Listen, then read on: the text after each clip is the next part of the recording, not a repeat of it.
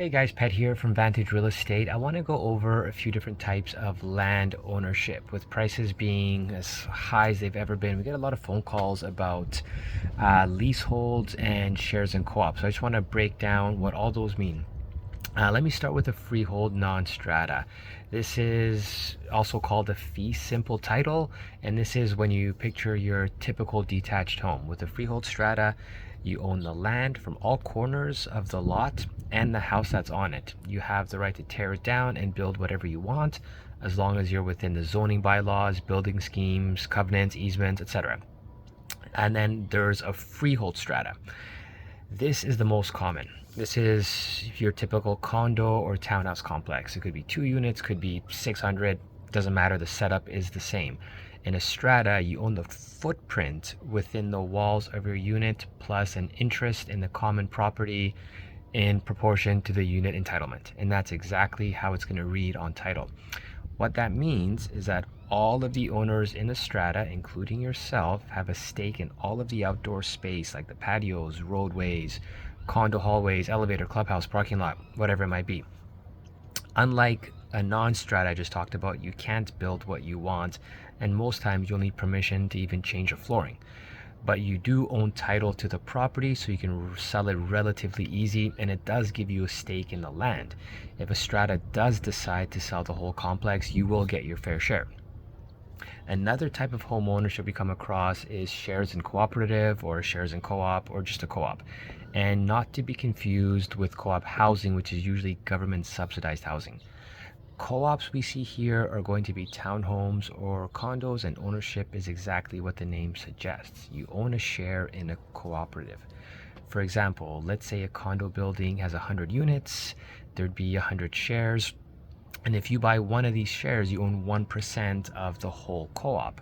With that one share, you get the exclusive right to live in the specific unit that you bought the share for. Usually there's some sort of lease agreement with the co-op. There'll be bylaws and rules you have to follow, very similar to a strata. There's going to be a monthly maintenance fee. You can sell your share anytime, but since you're buying and selling shares, financing isn't always straightforward and sometimes not even available. Most times you do have to buy these in cash, and since it's harder to buy and sell these, all else being equal, they'll sell less than your typical freehold strata. And if you remember, the government recently made some changes around stratas about the rental and age restrictions. Well, these aren't strata, so they were able to keep whatever age and rental restrictions that they had. Next one I want to talk about is leaseholds. These are a bit more complicated because although the other ones I describe will vary, the structures are pretty much the same, but leaseholds will vary almost every single time because the head lease is always going to be different. I'll do my best to break this down to the most simple form. A leasehold can be a house, condo, townhouse, whatever. The owner of the land, which is usually the city, a company, or what we see usually here, a First Nations band, is granting you the right to live there. Think of it like a car lease. You don't own it. You have the right to use it for the term of the lease, and then when you're done, you're going to hand the keys back. Since you don't own the land, there's less value here than the other types that I had just talked about. But the price of leaseholds have gone up if you look at the stats, so it is still an appreciating asset.